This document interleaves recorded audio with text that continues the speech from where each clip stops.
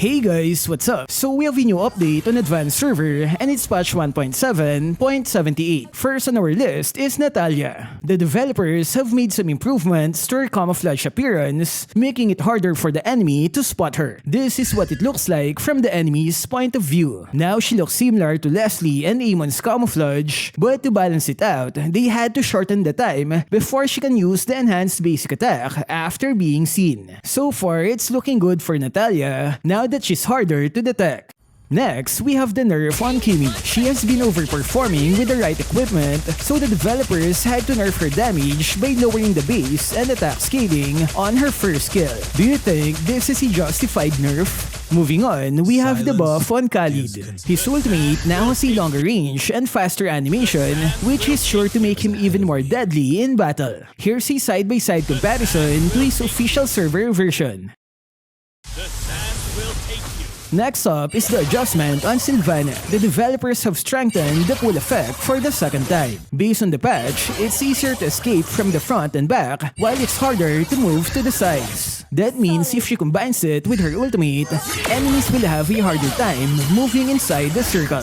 One thing that was not included in the patch is the removal of her CC immunity on her second skill.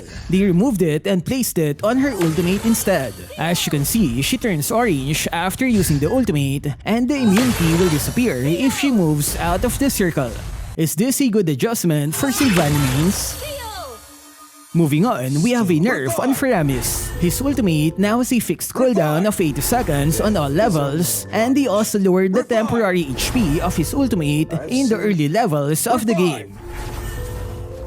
Next is the adjustment on Hylos. They slightly reduced the knockback distance when using his new first skill. If you don't know yet, using first skill will give him movement speed, while the next basic attack will stun and knock back an enemy.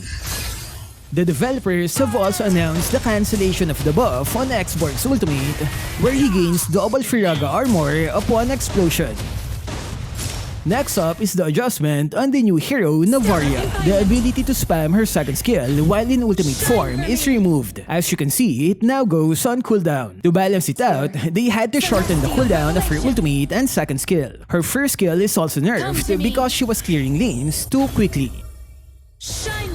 Lastly, we have the Emblem System update. The developer said players find it too complicated, so they'll have to make it simpler by removing the new talents. That means we won't be seeing Cosmic Blitz, Arcane Furor, Temporal Rain, and other new ones. Only the old talents will remain. Some talents were also downgraded to Tier 2. This means you can combine them with Tier 3 talents like this build. I have Festival of Blood on Tier 2, and I can combine it with Killing Spree on Tier 3. The new talents could have been interesting, but it seems many players are confused with their effects. A suggestion will be to add one new talent every season to make the transition easier for all players. So what can you say about the update? Do you like the new CC immunity on Silvanna? Share your thoughts in the comment section. That's all for this video. Stay safe and thank you for watching.